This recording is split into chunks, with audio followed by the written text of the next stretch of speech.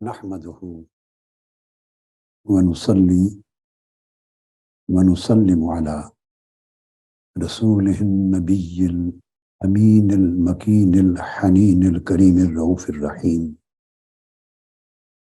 وعلى آله الطيبين الطاهرين المطهرين وصحبه الكرام المتقين المخلصين المكرمين. أما بعد، أعوذ بالله من الشيطان الرجيم. بسم الله الرحمن الرحيم. هل جزاء الإحسان إلا الإحسان. صدق الله مولانا العظيم.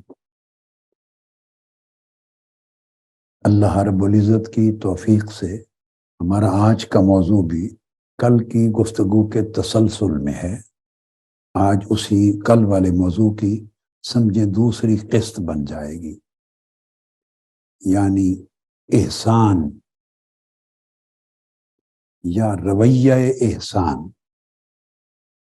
جس کا معنی ہے ہر ایک سے بھلائی. بولیے، دہرائیں میرے ساتھ، کیا ہے موضوع آج کا؟ پھر ہر ایک سے بھلائی، یہ موضوع.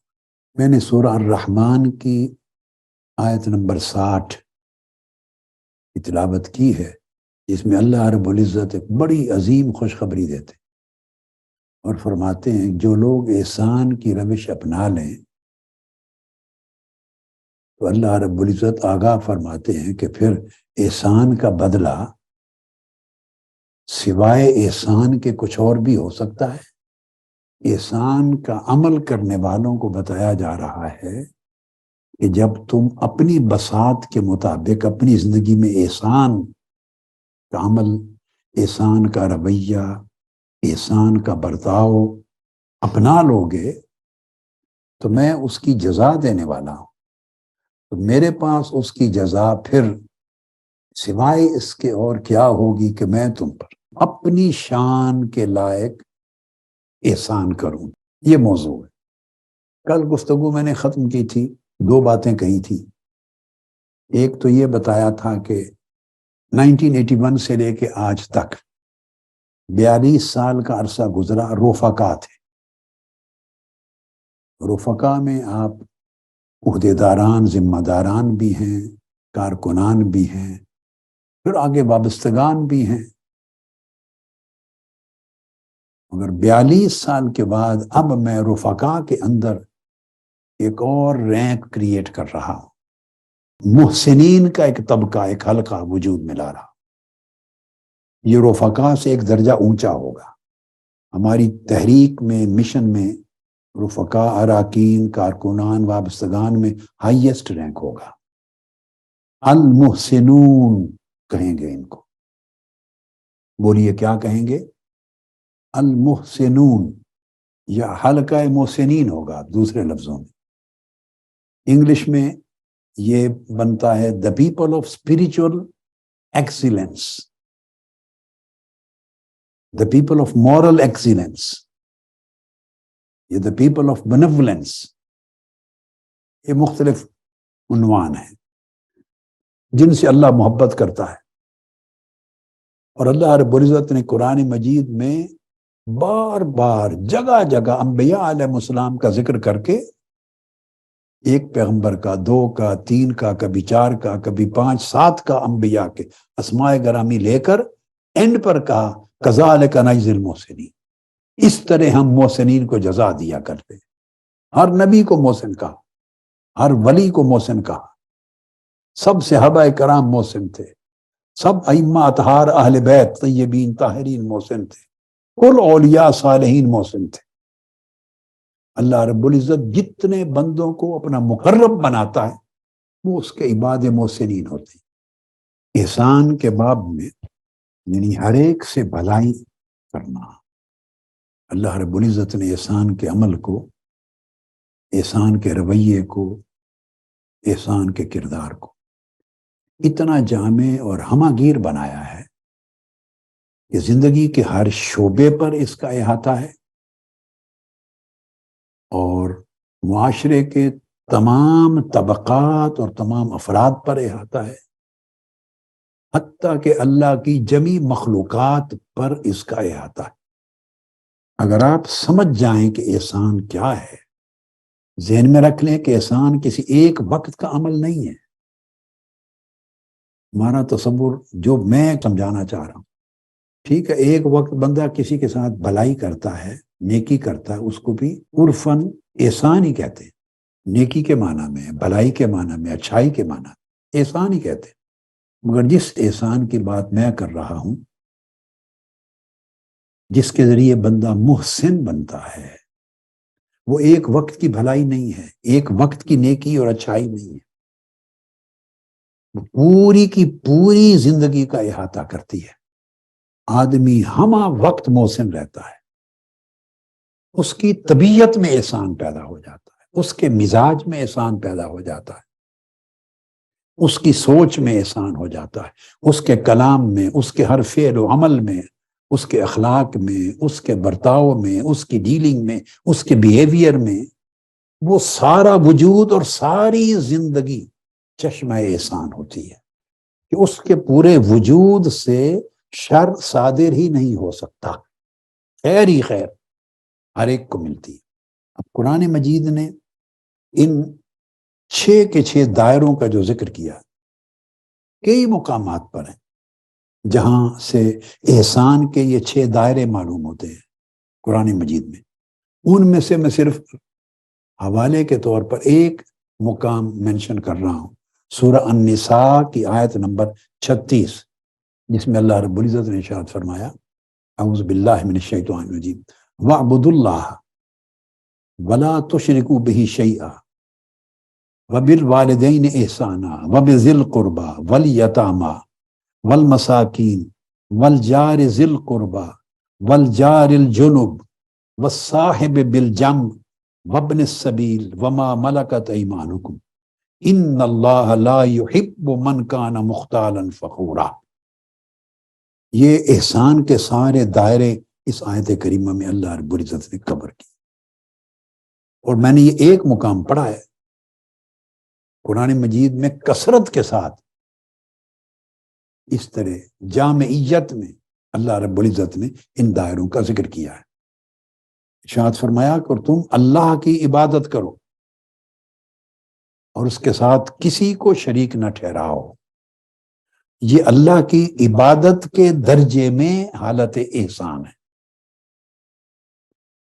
پھر فرمایا والدین کے ساتھ بھلائی اور احسان کرو، فرمایا وَبِذِي الْقُرْبَى، اور جو قرابت دار ہیں ان سے احسان کرو، اور یتامہ سے احسان کرو، مساکین سے کریں، پھر نزدیکی ہمسایوں کے ساتھ احسان کریں، پھر فرمایا اجنبی پڑوسیوں کے ساتھ احسان کریں، اجنبی پڑوسی، پھر فرمایا جو آپ کے ہم مجلس ہیں، دوست ہیں، کولیگز ہیں، ان کے ساتھ احسان کریں، پھر فرمایا مسافروں کے ساتھ احسان کریں جنہیں چند لمحوں کی ہم نشینی ملی یا مل کے سفر کیا ایک ہی بار، یا سفر نہیں کر سکے ویسے بطور مسافر ملے، احسان کریں، اور پھر ان سے بھی احسان کریں جن کی تم ملکیت رکھتے ہو یا جو تمہاری خدمت میں دے دیے گئے ہیں۔ یہ سارا کہہ کر ارشاد فرما کے اینڈ پر ارشاد فرمایا کہ جو شخص احسان کی طبیعت اور مزاج رکھتا ہے وہ تو ان تمام طبقات انسانی کے لیے رحمت کا پیکر، شفقت کا پیکر، محبت کا پیکر، اخلاص کا پیکر، احسان کا پیکر بن جائے گا، بھلائی اور اچائی کا پیکر۔ اور جس شخص کی طبیعت میں یہ احسان داخل نہیں ہوا تو اس کے لیے اللہ رب العزت نے فرمایا کہ پھر وہ تکبر کرنے والا ہے، یا وہ شخص مغرور ہے، یعنی لوگوں سے بے نیاز ہے، خود غرض ہے، خود پرست ہے، انا پرست ہے، یا اپنے اندر محصور ہے، یا لوگوں کے ساتھ وہ لوگوں سے بے نیاز ہے اور اسے اپنے سوا کوئی اور دنیا میں دکھائی نہیں دیتا۔ اللہ پاک ایسے لوگوں کو پسند نہیں کرتا۔ تو دیکھیے جہاں وہ دائرے ختم ہو گئے تو ایک عمومی کریکٹر اللہ رب العزت نے آخری کلمات میں بیان کر دیا۔ یہ میں نے ذکر کیا 6 دائروں کا۔ سب سے پہلا احسان انسان کا اپنی ذات کے ساتھ، یاد رکھ، سب سے پہلا احسان. انسان جب محسن ہوتا ہے تو سب سے پہلے احسان اپنے آپ کے ساتھ کرنا واجب ہے اس پر. احسان یاد رکھ لے. احسان کا معنی جب لفظ احسان سنے معروف معنی نہیں ذہن میں لینا. کسی کو پیسے دے دیے، غریب کی مدد کر دی، کھانا کھلا دیا، یہ چھوٹے چھوٹے ایک ایک فعل ہیں. ایک وسیع تر تصور احسان کا چھوٹا سا جز ہے، ایک تنکا ہے. یہ سارا احسان نہیں ہے. احسان ایک پوری بھلائی ہے، کامل اچھائی ہے، ایک کامل نیکی ہے. اس نیکی میں پہلا دائرہ آتا ہے کہ انسان اپنے آپ کے ساتھ نیکی کرے، اپنے آپ کے ساتھ بھلائی کرے، اپنے آپ کے ساتھ اچھائی کرے. یہ احسان ہے اپنی ذات کے ساتھ کرنا. خود غرضی نہیں ہے، فرق جانے. خود غرضی اور ہے، انا پرستی اور ہے، اور اپنی ذات کے ساتھ اچھائی کرنا، احسان کرنا اور ہے. سورہ الاسراء جو بنی اسرائیل ہے اس کی آیت نمبر 7 میں ارشاد فرمایا اللہ رب العزت نے، پہلا یہ دائرہ اول ہے اپنی جان کے ساتھ احسان کرنا. اللہ رب العزت نے فرمایا ان احسنتم احسنتم لانفسکم وان اسأتم فلہا. یہ اپنی جان کے ساتھ احسان کا ذکر ہے. فرمایا اگر تم بھلائی کرتے ہو، کوئی بھی بھلائی کرتے ہو، نیکی کرتے ہو، اچھائی کرتے ہو، تو فرمایا اپنی ذات کے لیے بھلائی کرتے ہو، اپنے اوپر احسان کرتے ہو، کسی اور پر نہیں. اور اگر برائی کرتے ہو تو برائی بھی اپنی جان کے لیے کرتے ہو. اب آپ کے ذہن میں سوال آئے گا، اپنی ذات کے ساتھ ٹھیک ہے، یہ معنی تو سمجھ میں آتا ہے، جو آدمی نیکی کرتا ہے اس کا اجر اسی کو ملتا ہے، تو اجر ملتا ہے تو اسی کا بھلا ہے. جو گناہ کرتا ہے، برائی کرتا ہے، تو اس کی سزا بھی اسی کو ملنی ہے، تو اسی کا نقصان ہے. ایک یہ معنی تو کلیئر ہے، مگر نہیں، اس سے بڑا معنی ہے، اور وہ سن لیں. اس کی وضاحت کرتا ہوں. جب انسان محسن بن جاتا ہے، یعنی احسان کو اپنی طبیعت، اپنے مزاج، اپنے اخلاق، اپنی سوچ، اپنے عمل، اپنے طرز فکر اور اپنے کردار اور اپنی سیرت کے طور پہ اپنا لیتا ہے احسان کو، انسان اس کی سیرت بن جاتی ہے، بیہیویئر بن جاتا ہے، وے آف تھنکنگ بن جاتا ہے. اس کے ویو کرنا، کسی چیز کو دیکھنا، سوچنا، ہر چیز میں احسان آ جاتا ہے. اس طرح وہ بندہ پے کر احسان ہوتا ہے. تو اگر کوئی شخص محسن ہو تو سنیں کہ اپنی ذات کے ساتھ احسان کیسے کرتا ہے. ایک آدمی صاحب احسان ہے، نیک بن گیا. نیک اس معنی میں جو میں کامل تصور بیان کر رہا ہوں، اور اس کے اوپر غربت آ گئی، بے روزگار ہو گیا، پریشانی آ گئی، محتاجی آ گئی.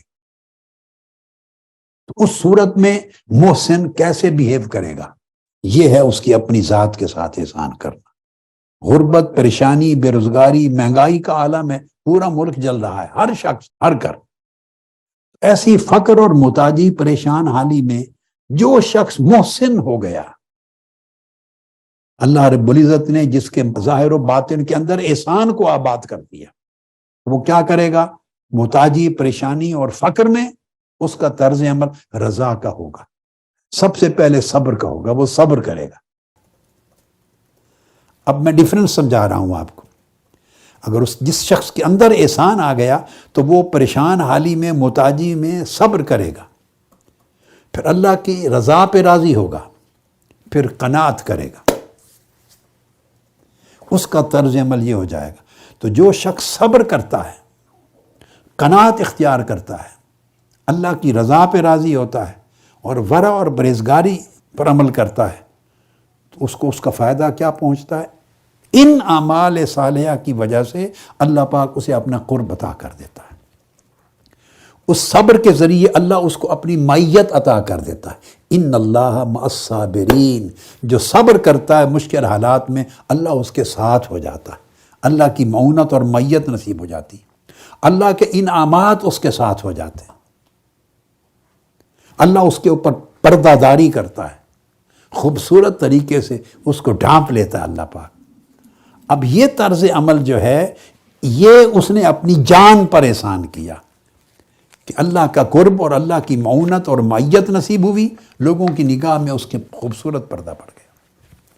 اب اگر یہی فقیری، محتاجی، غربت، بے روزگاری، پریشان حالی ایک ایسے شخص کی زندگی میں آئی جس کے اندر احسان نہیں ہے، نیکی اور بھلائی اس نے پال کر اپنی پوری شخصیت میں نہیں ڈیولپ کر رکھی، تو اساءت ہے اس کے اندر، جیسے ہماری روزمرہ زندگی میں ہر دائیں بائیں دیکھیں ہر ایک کا یہ حال ہے، اساءت ہے، نیکی غالب نہیں ہے، نفس کے رجحانات، خواہشات غالب ہیں، تو وہ شخص محسن نہیں ہے، مسیء ہے، اچھائی نہیں ہے اس کے اندر، اس کی طبیعت، نفس اور مزاج میں برائی ہے، نظر آتی ہے یا نہیں؟ تو جب اس کے اوپر غربت، بے روزگاری، پریشان حالی آئی، وہ کیا کرے گا؟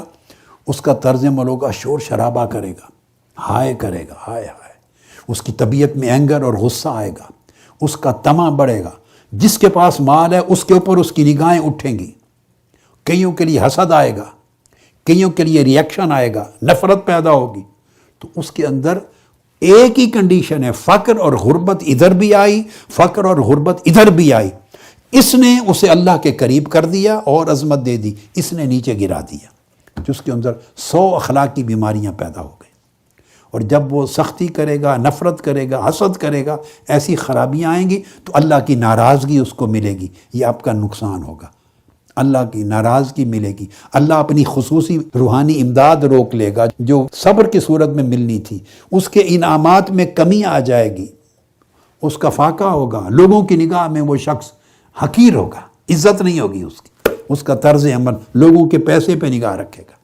لوگوں کے ہاتھوں پہ نگاہ رکھے گا، اس کا کردار، رویہ، اخلاق بدل جائے گا۔ جو آپ سوسائٹی میں اس وقت دیکھ رہے ہیں یہ اساءت ہے، پورا معاشرہ بجائے احسان کے اساءت کے ساتھ بھرا ہوا ہے۔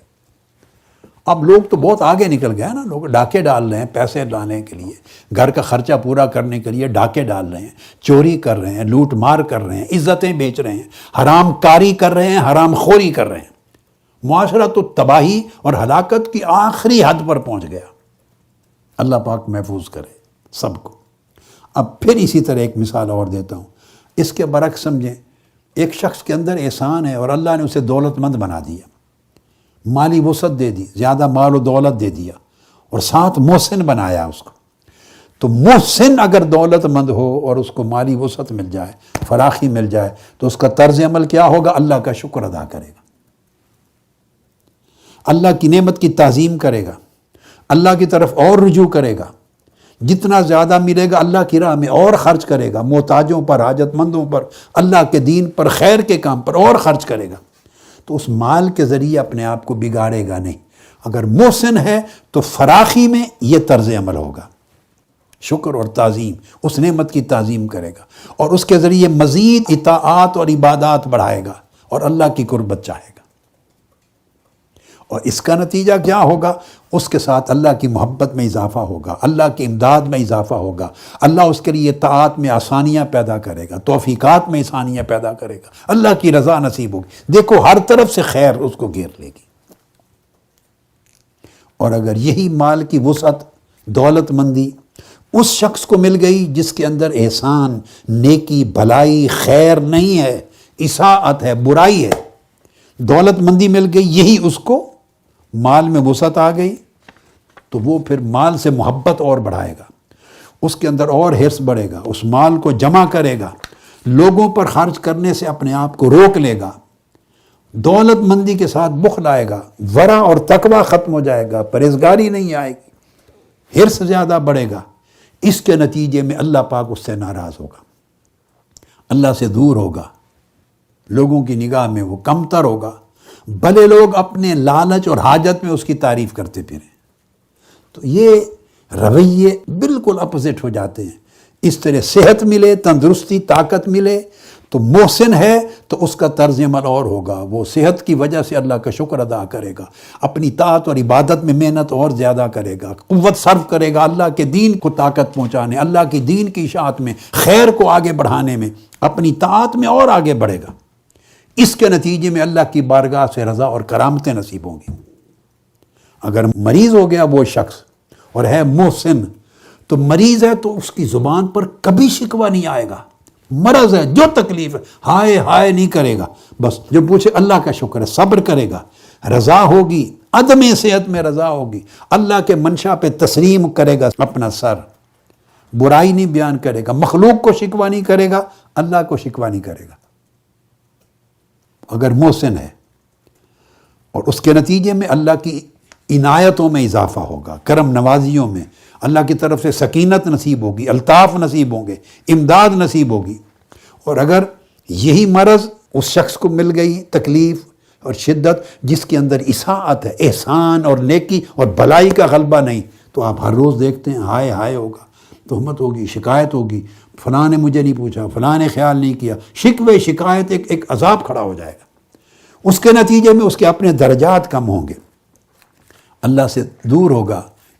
تو یہ طرز عمل بدل جاتا ہے بندے کے محسن ہونے یا مسیء ہونے کے نتیجے، صاحب احسان ہونا یا صاحب اساءت ہونا۔ تو آپ نے دیکھا کہ کس طرح اللہ پاک نے فرمایا کہ تم جب بھی کوئی احسان کرتے ہو تو حقیقت میں اپنی ذات کے ساتھ اپنی جان پر احسان کرتے ہو۔ تو اس کے کئی معنی ہیں، کئی مرتبے ہیں، جن میں سے چند ایک میں نے نمونے کے طور پہ آپ کو بیان کیے۔ اس کو آپ اسی طرح آگے بڑھاتے چلے جائیں۔ گویا احسان حاصل کر لینے سے پوری زندگی کی ہر صورت اور ہر کیفیت اور ہر حالت میں آپ کا طرز عمل بدل جاتا ہے، یعنی سوچنے کا انداز ہی بدل جاتا ہے، سوچ بدل جاتی، ایک انسان نیا ہو جاتا ہے۔ پھر اس رویے کے نتیجے میں اللہ رب العزت کے انعامات ہوتے ہیں۔ اب دوسرا دائرہ اپنی جان کے بعد احسان کا، وہ والدین کا تھا، اس پر تفصیلی بات ہو چکی، چونکہ ہم احسان سے مراد صرف مالی معاونت اور کفالت نہیں لے رہے، یہ میں نے آپ کو عرض کر دیا، بڑے احسان کا جو بڑا لارجر کانسیپٹ ہے، اس کا ایک جز ہے، ٹکڑا ہے۔ احسان ایک کامل بھلائی ہے، مکمل اچھائی، کامل خیر۔ اس وجہ سے اللہ پاک نے انسان کے نفس کو پہلے رکھا ہے کہ پہلے اپنے آپ کو نیک بناؤ، اپنے اندر اچھائی پیدا کرو، اپنے اندر بھلائی پیدا کرو، اپنے فکر میں، دماغ میں، سوچ میں، زبان میں، فعل میں، عمل میں، طبیعت میں، مزاج میں۔ جب ہر شے میں بھلائی، اچھائی، حسنہ جب آ جائے گی اور انسان اللہ رب العزت کی طرف سے احسان پر فائز ہو جائے گا، تو پھر وہ بالکل بدل جاتا ہے۔ اس کی زندگی میں اور اس کی زبان میں اور اس کے وجود میں کسی کے لیے کوئی شر باقی نہیں رہتا۔ تو والدین کا دائرہ دوسرا وہ ذکر ہو چکا ہے۔ اب تیسرا دائرہ آتا ہے اقارب کا، جو میں نے قرآن مجید کی آیت پڑھی، وَبِذِي الْقُرْبَى، وہی احسانہ کے تحت آ رہا ہے سارا، جیسے تھا وَبِالْوَالِدَيْنِ احسانہ، اب فرمایا وَبِذِي الْقُرْبَى، اور اقارب کے ساتھ جو رشتہ دار ہیں۔ اب صاحب احسان شخص کی پرکھ ہے، یہ ایک پیمانہ ہے ٹیسٹ کرنے کا۔ پہلا پیمانہ تھا اپنی جان میں اس کا طرز عمل، زندگی میں کیا ہے۔ پھر پیمانہ تھا والدین کے ساتھ کیا ہے۔ اب پیمانہ ہے باقی جتنے اعزاء اقارب ہیں، خونی رشتے ہیں اور قریبی رشتہ دار، ان کے ساتھ کیا ہے۔ ذی القربیٰ جو ارشاد فرمایا، قرابتیں دو قسموں کی ہوتی ہیں اور دو طرح سے وجود میں آتی ہیں۔ ایک قرابت میں آسان طریقے سے سمجھا دوں، آپ پا جائیں گے۔ ایک قرابت وہ ہے قریبی رشتہ داری جو والدین کے ذریعے سے وجود میں آتی ہے، یعنی والدین کی شادی ہوئی، آپ کے والدین کی، اس سے آپ وجود میں آئے، پیدا ہو گئے۔ تو جب آپ وجود میں آ گئے تو اولاد اور والدین کا رشتہ بن گیا، ماں باپ اور اولاد کا رشتہ بن گیا۔ پھر جب یہ رشتہ قائم ہوا تو پھر والدین کی طرف سے والد کے جو بھائی ہیں وہ آپ کے تایا چچا، وہ قرابت میں آ گئے، ذی القربیٰ میں آ گئے۔ والد کی بہن ہے آپ کی پھوپھو، وہ قرابت میں آ گئی، ذی القربیٰ آ گئے۔ ماں کی طرف سے پھر ماں کے بھائی آپ کے ماموں ذی القربیٰ میں آ گئے۔ ماں کی طرف سے آپ کی خالائیں، ان کی بہنیں، آپ کی خالہ ذی القربیٰ میں آ گئے۔ تو اس طرح ماں باپ کی شادی کے نتیجے میں آپ وجود میں آئے، آپ کا رشتہ بنا والدین سے، پھر والدین کے جو ڈائریکٹ رشتے تھے وہ آپ کے رشتہ دار بنے، پھر دادا دادی آپ کے رشتے میں آئے، پھر نانا نانی رشتے میں آئے۔ تو اس طرح ایک قرابت داری بن جاتی ہے نسب کے چینل سے۔ اس پوری قرابت داری کا خیال کرنا اور ان کے حقوق کو ادا کرنا، یہ واجبات احسان میں سے ہے۔ یہ ایک قرابت داری کی قسم ہے۔ اب دوسری قرابت ہے جو آپ کی شادی سے وجود میں آتی ہے۔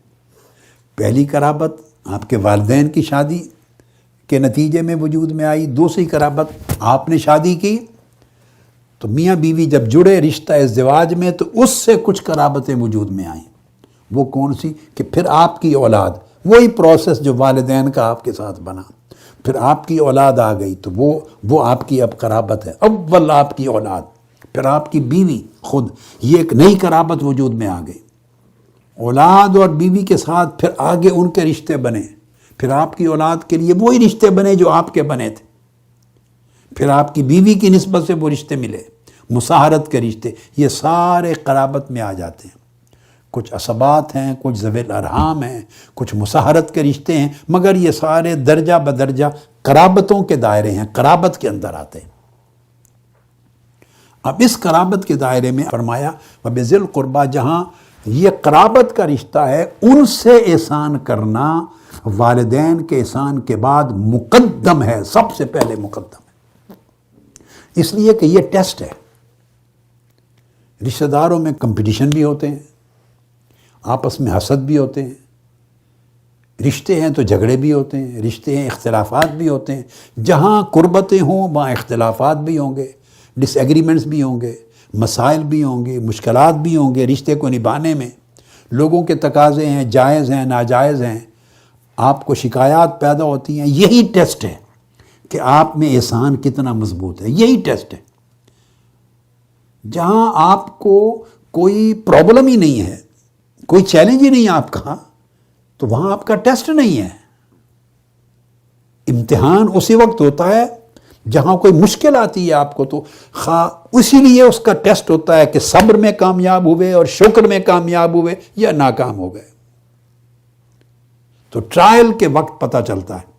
رشتے قرابت کو اس لیے لایا کہ سب سے اعلیٰ ٹیسٹ انسان کے احسان کا اس کی قرابت داروں کے ساتھ ہوتا ہے، چونکہ وہاں مشکلات ہوتی ہیں، اور ان قرابتوں میں سب سے پہلا ٹیسٹ میاں بیوی کا آپس میں ہوتا ہے احسان کے درجے میں، چونکہ سب سے زیادہ اکٹھا رہتے ہیں میاں بیوی، سب سے زیادہ قربت ہوتی ہے، بے تکلفی ہے، رات دن اکٹھا رہنا ہے، لہٰذا جتنی قربت ہے اتنے ٹرائل ہیں۔ مزاج جدا ہوں گے، ممکن ہے تقاضے جدا ہوں، شخصیتیں جدا ہوں، پرورش جدا طریقے سے ہوئی ہے، سوچ کے سٹینڈرڈ جدا تھے، اب ملاپ ہوا ہے، نئی زندگی بنی ہے، تو کئی اپس اینڈ ڈاؤنز آتے ہیں، مشکلات آتی ہیں، اور ان مشکلات میں پھر آپ کی وائف ہے، پھر اس کی ممکن ہے آپس میں آپ کی انڈرسٹینڈنگ ہو جائے مگر پیرنٹس کے ساتھ نہ بنے، اس کے ساس سسر ہیں، ساس سسر اس کے ہیں، آپ کے ماں باپ ہیں،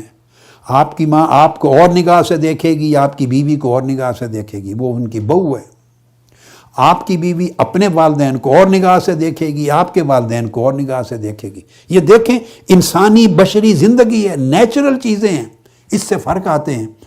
تو سارے رشتوں کو لینا، سنبھالنا، نبھانا، عدل کرنا، انصاف کرنا، اس کا حق بھی ادا ہو، اس کا حق بھی ادا ہو، اس سے زیادتی بھی نہ ہو، اس سے بھی زیادتی نہ ہو، اس کا حق ادا کرتے ہوئے اس کی حق تلفی نہ ہو جائے، اس کا حق ادا کروں اس کی حق تلفی نہ ہو جائے، والدین کا حق الگ ادا کرنا اس طرح کہ بیوی بچوں کی حق تلفی نہ ہو، بیوی بچوں کا حق یوں ادا کرنا کہ ماں باپ کی حق تلفی نہ ہو، اس طرح علی ھذا القیاس الاقرب فالاقرب، یہ ٹیسٹ ہوتا ہے۔ اس ازدواجی زندگی میں احسان کو برقرار رکھنا، خوشگوار بنانا، نیکی اور بھلائی کے ساتھ، عفو و درگزر کے ساتھ، صبر و شکر کے ساتھ بندے کو ولی بنا دیتا ہے۔ قرآن مجید نے فرمایا اعوذ باللہ من الشیطان الرجیم وعاشرہن بالمعروف، عورتوں کے ساتھ بھلائی اور احسان کے ساتھ زندگی گزارو، قاعدہ دے دی، بیویوں کے ساتھ حسن سلوک کے ساتھ زندگی گزارو۔ اب معروف احسان سے بھی بڑا وسیع لفظ ہے، اور اس کو پھر یہاں تک فرمایا، یعنی آپ اندازہ کریں کہ اگر آپ کے مابین اختلاف ہو گیا، ایک تو ہے نا خوشگوار زندگی چل رہی ہے، کوئی ٹربل نہیں ہے، اس میں باہمی محبت، شفقت، حسن سلوک اور احسان سمجھ میں آتا ہے۔ قرآن مجید یہ سٹینڈرڈ دیتا ہے، اور یہی آپ لوگوں کے جو میں دے رہا ہوں، یہ محسن بننا ہے اپنی پریکٹیکل لائف میں، مشن کی زندگی میں، تنظیمی زندگی میں محسن بننا ہے، عائلی زندگی میں محسن بننا ہے، بیوی بچوں کے ساتھ محسن بننا ہے، رشتہ داروں کے ساتھ محسن بننا ہے، پڑوسیوں کے ساتھ محسن بننا ہے، اپنے کولیگز اور دوستوں کے ساتھ محسن بننا ہے، تنظیمی عہدیداروں کے ساتھ، ہر جگہ اونچ نیچ ہوتی ہے، ماتحتوں کے ساتھ، کولیگز کے ساتھ، اہل محلہ کے ساتھ، پڑوسیوں کے ساتھ، ہر جگہ آپ کے رویے کو ناپا تولا جائے گا، اس کے لیے یہ اجر ہوگا، یہ سزا ہوگی۔ اس میں بیلنس رکھنا، یہ ہے محسن۔ قرآن مجید نے کہا اگر میاں بیوی کے درمیان اختلاف زیادہ شدید ہو جائیں اور اتنے شدید ہو جائیں تو پھر ان کو سیٹل کرنے کی نوبت آ جائے، تو اس شدید اختلاف کی صورت میں بھی فرمایا وَالصُّلْحُ خیر، کہ صلح اچھی چیز ہے، اور آگے فرمایا وَأُحْضِرَتِ الْأَنفُسُ الشُّحَّ، یہ بات درست ہے کہ طبیعتوں میں بخل ڈالا گیا ہے۔ جب اختلاف ہو جاتا ہے تو طبیعتیں سکڑ جاتی ہیں، جو پہلی شفقت، رحمت، محبت کے جذبات جتنے تھے سکڑ کے اور تنگ ہو جاتے ہیں، اکڑ جاتے ہیں، یعنی سکڑ جاتے ہیں، اکڑ جاتے ہیں جب اختلافات شدید ہوتے ہیں، اچھی بھلی طبیعتیں بگڑ جاتی ہیں۔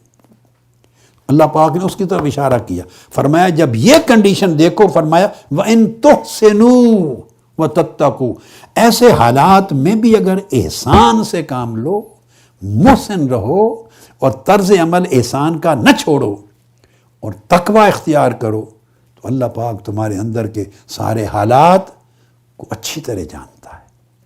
تو اس شدید اختلاف کی صورت میں بھی اللہ رب العزت نے احسان کا طرز عمل چھوڑنے کی اجازت نہیں دی۔ اچھا، یہ تو اختلاف ہے، ازدواجی زندگی برقرار ہے، اس میں فرمایا احسان کا دامن نہ چھوڑو۔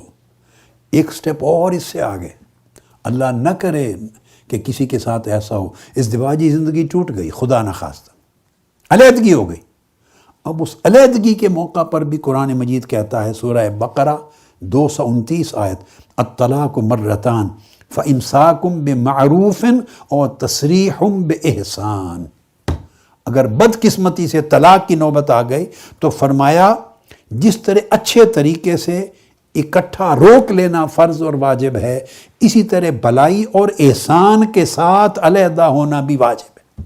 اگر طلاق خدا نہ خواستہ ہو جائے تو وہ بھی احسان کے طریق سے طرز عمل قائم رہے، یعنی طلاق کے بعد بھی کبھی برائی نہ کرو، شکوہ نہ کرو، گالی گلوچ نہ کرو، برا بھلا نہ کہو، عیب نہ کسی کا بیان کرو، تم نے ایک زمانہ اکٹھے گزارا ہے، اس کا حیا کرو، اور دے کر خوش اسلوبی سے ان کے معاملات کو اچھا سنوار کر سخاوت کے ساتھ علیحدگی کرو۔ تو دیکھیں، جڑنا بھی احسان کے ساتھ اور علیحدہ ہونا بھی احسان کے ساتھ، تعلقات بنانا بھی احسان کے ساتھ، تعلقات کو قائم رکھنا بھی احسان کے ساتھ، اور خدا نہ خواستہ قائم نہ رہ سکیں، ٹوٹ جائیں تو ٹوٹنا اس عمل میں بھی احسان رہے۔ کہاں یہ احکام ہے اور کہاں ہمارا طرز عمل ہے، فیملی کے اندر جائزہ لیں۔ تو اب یہ جو ازدواجی زندگی کا احسان ہے، آقا علیہ السلام نے فرمایا، حضرت ابو ہریرہ رضی اللہ تعالیٰ عنہ راوی ہیں، آقا علیہ السلام نے فرمایا کہ ایک شخص اللہ کی راہ میں دین پر مسجد بنانے کے لیے، حج کرنے کے لیے، عمرہ کرنے کے لیے، نفلی عبادتوں کے لیے اللہ کی راہ میں خرچ کرتا ہے دینار، پیسے۔ ایک شخص کسی غلام کو آزاد کروانے کے لیے، کسی کی زندگی کو آزادی دلانے کے لیے خرچ کرتا ہے، کوئی شخص کسی غریب، مسکین، یتیم اور محتاج پہ خرچ کرتا ہے۔ 3 قسمیں بیان کی، پھر آقا علیہ السلام نے چوتھی قسم بیان کی، اور چوتھی قسم یہ کوئی شخص اپنی بیوی اور بچوں پہ خرچ کرتا ہے۔ یہ میں ذی القربہ کی اس قرابت کی بات سمجھا رہا ہوں، ذی القربہ پر خرچ کرتا ہے، بیوی بچوں پر۔ وَدِينَارٌ أَنفَقْتَهُ عَلَىٰ أَهْلِكَ، اپنے اہل و عیال پر۔ آقا علیہ السلام نے فرمایا اعظمها اجرا الذی انفقتہ علی اہلک، ان ساری خیراتوں سے، نیکیوں سے، طاعتوں سے، اللہ کی راہ میں خرچ کیے گئے سارے اموال سے اور مواقع سے سب سے زیادہ اجر والا موقع وہ ہے جو اپنے بیوی بچوں پر سخاوت سے خرچ کرتا ہے۔ ہم میں سے کتنے لوگ ہیں سوسائٹی میں کہ باہر سب بہت سخاوتیں کرتے ہیں، بیوی بچوں کے لیے ہاتھ تنگ رکھتے ہیں، خاص طور پہ بیویوں کے لیے ہاتھ تنگ رکھتے ہیں۔ بیوی کو زیادہ دینے کے لیے ہماری طبیعت گوارا نہیں کرتی، کنجوسی آ جاتی۔ آقا علیہ السلام نے فرمایا اللہ کے دین پر خرچ کرنے سے زیادہ اجر بیوی بچوں پر خرچ کرنا، نیکی کے کام پر خرچ، یتیم و مسکین پر خرچ کرنے، سب اخراجات جو کرتے ہیں خیر کے اور صدقات کے اور عطیات کے، سب سے زیادہ اجر وہ عطیہ ہے جو اپنی بیوی بچوں کو دیا جائے۔ مگر ہم نے کبھی اس کا احساس ہی نہیں کیا، ہمارے تصور میں یہ نہیں ہے کہ دین کے اندر کیا پوزیشن۔ ابن عباس رضی اللہ تعالیٰ عنہ روایت کرتے ہیں، ایک شخص نے آگے پوچھا یا رسول اللہ صلی اللہ علیہ وسلم، میں نے اپنا نام فلاں فلاں غزوات میں جہاد کے لیے لکھوا دیا ہے، لسٹیں بن رہی ہیں، غزوات ہوتے تھے، جہاد ہوتے تھے، میں نے فلاں فلاں غزوات میں میرے نام لکھے گئے، میں جانا چاہتا ہوں اللہ کے دین کے لیے غزوہ کرنے اور جہاد کے لیے۔ وامرأتی حاجۃ، لیکن میری بیوی حج پر جانا چاہتی، وہ غزوات پر جانے کے لیے میری رضامند نہیں، وہ چاہتی حج کریں، تو میرے لیے کیا حکم ہے؟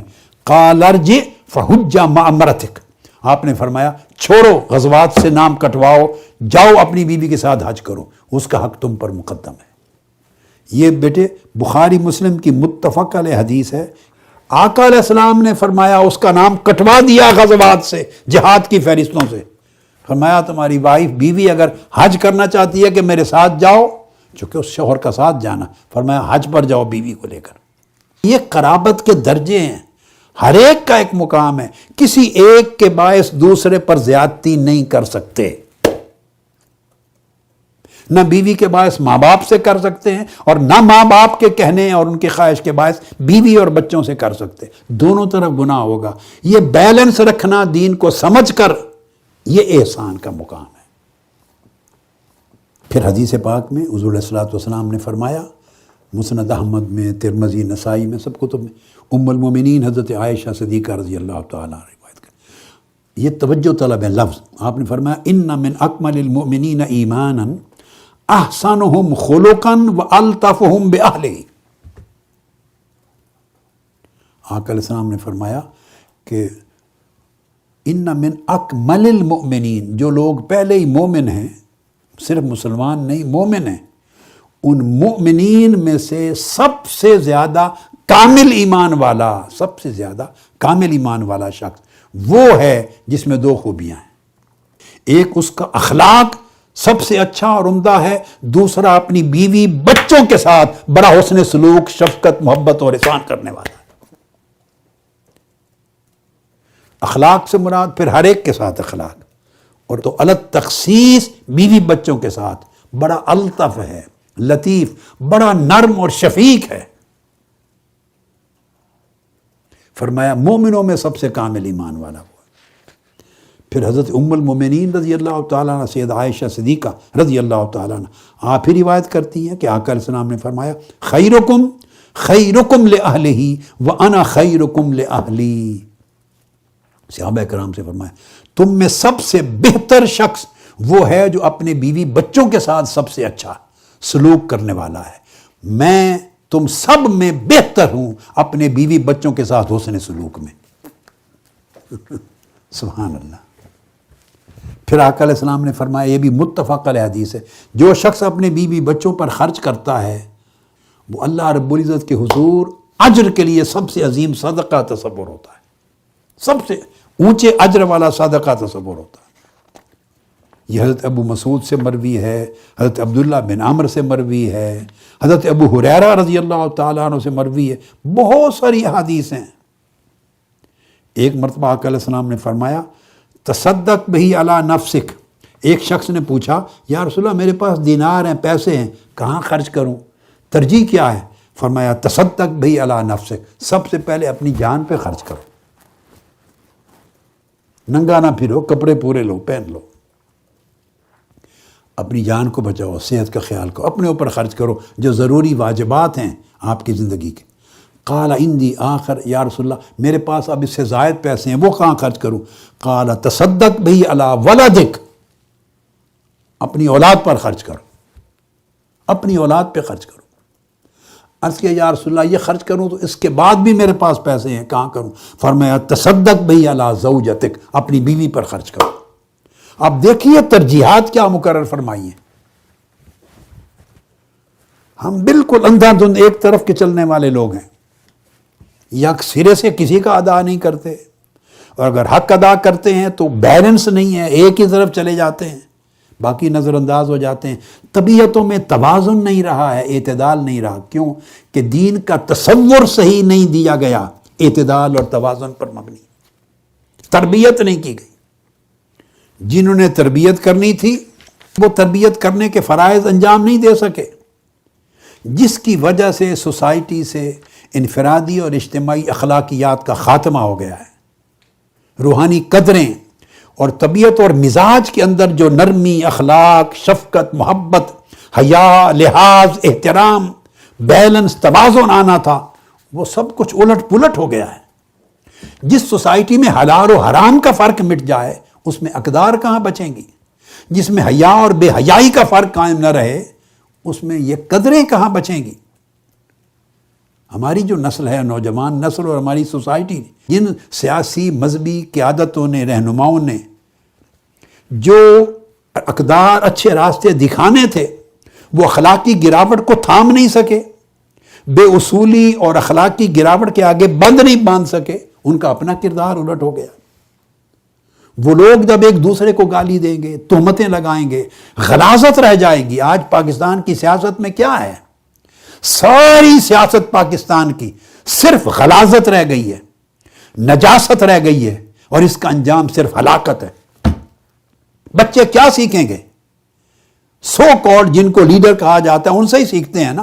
جب ان میں حیا ہی نہیں، جو باتیں کی جاتی ہیں، جو کیسٹیں آتی ہیں، جو ان کے ٹیپس لیک ہوتی ہیں، من گھڑت یا صحیح جو کچھ ٹی وی کے ذریعے دکھایا جا رہا ہے، اس سے قوم اور نسلوں کے اخلاق سنور رہے ہیں یا برباد ہو رہے ہیں۔ اخلاق اس قوم کی ترجیح میں نہیں ہے، جن کے ہاتھ میں زمام کار ہے، جو لیڈ کرنے والے ہیں، ان کی ترجیحات میں نہیں ہے اخلاق۔ دین ان کی ترجیحات میں نہیں ہے، شرم اور حیا ان کی ترجیحات میں نہیں ہے، لحاظ اور احسان ان کی ترجیحات میں نہیں ہے، ایمان ان کی ترجیحات میں نہیں ہے۔ پھر علماء نے کرنا تھا، مذہبی قیادتوں نے، انہوں نے قوم کو قوم نہیں بننے دیا، ملت کو ملت نہیں بننے دیا۔ اپنے تعصبات میں، اپنی جاہلیت میں، اپنی عصبیت میں، اپنی مفاد پرستی میں، دھڑے بندی میں، اپنے پیٹ کے پالنے میں، اپنے گروہی مفادات میں انہوں نے پوری نسلوں کو برباد کر دیا۔ الا ماشاء اللہ، کیونکہ سوسائٹی سے برداشت کا عنصر ختم ہو گیا، اعتدال نہیں رہا ہے۔ گالی دینا یہ بولی بن گئی ہے، گالی سے شروع کرتے ہیں بات کو، استغفر اللہ العظیم۔ سوشل میڈیا پہ آپ کو یہی کچھ ملتا ہے۔ ان منفی اثرات نے اخلاقی قدروں کے نظام کو تہس نہس کر دیا ہے۔ کوئی ایسا دروازہ نہیں بچا جہاں سے کسی کو اخلاقیات کا درس ملے، توازن کا درس ملے، اعتدال کا درس ملے، حیا کا درس ملے، پاکیزگی کا درس ملے، طہارت کا درس ملے، ہوائیں آ سکیں خیر کی۔ قوم کو فکری اعتبار سے، عملی اعتبار سے، مزاج اور طبیعت کے اعتبار سے، اخلاقی اعتبار سے بالکل مفلوج کر دیے، برباد کر دیے۔ بے حیا لوگوں کا ہجوم بنایا جا رہا ہے اور نسلوں سے حیا کو نکالا جا رہا ہے۔ یہ بہت بڑا جہاد ہے۔ منہاج القرآن کے قائدین، کارکنان، منہاج القرآن کے داعیین، داعیات، علماء، scholar, women league, M S M, youth league, Tehreek Minhaj القرآن کے لیڈر، علماء کونسل، ہر شخص جہاد ہے، جہاد۔ آپ مٹی ہوئی مری ہوئی قدروں کو پھر زندہ کریں گے، اپنے اندر کریں، گھر میں کریں، پڑوس میں کریں، محلے میں کریں، سوسائٹی میں کریں، دفتر میں کریں، ہر جگہ کریں۔ ان قدروں کو پھر سے زندہ کرنا، جن سے دین عبارت ہے، جن سے معاشرت عبارت ہے، جن سے ہماری اسلامی اور روحانی زندگی عبارت ہے، یہ آقا علیہ السلام کی تعلیمات کو زندہ کرنا ہے۔ تو خونی رشتوں کے ساتھ بھلائی اور احسان، پھر بیوی بچوں کے ساتھ بھلائی اور احسان۔ اس لیے اللہ رب العزت نے فرمایا، اللہ کے ساتھ تعلق میں بھی یہی احسان ہے۔ اللہ پاک نے فرمایا، یہ سورہ عنکبوت میں آیت نمبر 69 والذین جاہدوا فینا لنہدینہم سبلنا وان اللہ لمع المحسنین۔ دیکھیں فرمایا جو لوگ ہماری راہ میں جہاد کرتے ہیں، ہمارے جو اس وقت اجتماعات ہو رہے ہیں، یہ جو اعتکاف کا ایک سماں ہے، پوری دنیا سے لوگ اور میرے جوان بیٹے اور جوان بیٹیاں، نوجوان بچے بچیاں، ہمارے بھائی بزرگ، دنیا جمع ہے اور پورے مشرق سے مغرب تک ان کو پہنچائیں۔ ہمارے یورپ میں، ویسٹرن ورلڈ میں، انگلینڈ میں، چونکہ یہ جو ٹائم ہے وہاں تراویح کی نماز ہو رہی ہے، یا رات کو تھوڑی دیر لیٹتے ہیں، پھر ساری اوقات مختلف ہیں۔ ہر رفیق پر، ہر رکن پر، ہر تنظیم پر، ہر تعلق رکھنے والے پر واجب ہے اپنے اپنے اوقات میں یہ پوری گفتگو سنیں، پوری مکمل سنیں۔ آپ کے ذمہ ہے کہ ایک ایک کان تک اس آواز کو پہنچائیں اور بار بار سنائیں، تاکہ پتہ چلے دین کیا ہے، آقا علیہ السلام کی چاہت کیا ہے، دین کا پیغام کیا ہے، دین کا اصل تصور کیا ہے، دین کی اصل زندگی کیا ہے، اور ہم کیا بنے ہوئے ہیں، کیا سمجھا ہوا ہے ہم نے چند رسموں کے مجموعے کو دین کا نام دے دیا ہے۔ اپنی طرز میں، اپنی سوچ میں جس چیز کی ترجیح، جو چیز پسند ہے، اپنی پسند کو دین کا نام دے دیتے ہیں اور مرضی کی تعویل کر لیتے ہیں۔ زبان اپنی ہے، جو چاہیں جس طرح تعویل کر دیں۔ اللہ پاک نے فرمایا جو لوگ ہماری راہ میں مجاہدہ کرتے ہیں، جہاد کرتے ہیں، لَنَهْدِيَنَّهُمْ سُبُلَنَا، ہم انہی کو اپنے راستے دکھاتے ہیں۔ شرط ہے کہ آپ مجاہدہ کریں، محنت کریں اللہ کی راہ میں۔ اللہ پاک نے فرمایا ہم لازماً ان کو دکھا دیتے ہیں، پھر ایک رستہ نہیں 100 رستے دکھا دیتے ہیں۔ لَنَهْدِيَنَّهُمْ سُبُلَنَا، کئی راستے دکھا دیتے ہیں۔ اور یہ فرما کے کہ جو لوگ اس طرح اس کی راہ میں جہاد کرنے والے، فرمایا ان اللہ لمع المحسنین، اللہ اس طرح محسنین کے ساتھ ہوتا ہے۔ ان کو بھی محسنین کا ٹائٹل دیا، محسنین کے ساتھ ہوتا ہے۔ یہ میں نے بیوی اور بچوں کا، اہل و عیال کا تذکرہ کیا۔ اب جو دوسرے اقارب ہیں جہاں خونی رشتے ہیں، جیسے میں نے کہا والدین کی طرف سے خونی رشتے بنے، اور جتنے خونی رشتے ان کا بھی سن لیں، اس کو صلہ رحمی کہتے ہیں۔ خونی رشتوں کو جوڑنا یہ دین کے اندر اصل کا درجہ رکھتا ہے، اصل کا۔ ایمان کے اندر ایک مغز ہے، نیوکلیس ہے، خونی رشتوں کو جوڑنا۔ یہ محض خاندانی روابط اور عائلی روابط اور معاشرتی معاملہ نہیں ہے، اس کے اندر اللہ پاک نے ایمان رکھا ہے، احسان رکھا ہے، انسان کی ایمانی قدر و قیمت کو رکھا ہے۔ ابو ہریرہ رضی اللہ تعالیٰ عنہ روایت کرتے ہیں، اور یہ حدیث متفق علیہ، بخاری اور مسلم کی۔ آقا علیہ السلام نے فرمایا اللہ رب العزت نے جب مخلوق کو پیدا فرما لیا، اس کے بعد رحم کو بھی پیدا فرمایا، یعنی خونی رشتوں کو بھی۔ خونی رشتوں کے اللہ پاک نے اپنے عالم تقدیر میں پیدا فرمایا۔ تو اللہ رب العزت نے خونی رشتے سے کہا کہ کیا تو اس بات سے خوش ہے کہ میں یہ قاعدہ بنا لوں، جو تجھے جوڑے گا میں اس کو جوڑوں گا، جو تجھے کاٹے گا میں اس کو کاٹ دوں گا۔ اے خونی رشتے، جو تجھے جوڑ کے رکھے میں اپنا تعلق اس کے ساتھ جوڑ کے رکھوں گا، اور جو تجھ کو کاٹ دے میں اپنا تعلق اس سے کاٹ لوں گا۔ یہ آقا علیہ السلام نے فرمایا کہ اللہ رب العزت نے خطاب کیا، اما ترضین ان اصل من وصلک واقطع من قطعک، تو جو خونی رشتے کو جوڑتا ہے اللہ اس سے اپنا تعلق رحمت، تعلق شفقت جوڑتا ہے، اور جو خونی رشتے کو کاٹتا ہے اللہ اس سے اپنا تعلق کاٹتا ہے۔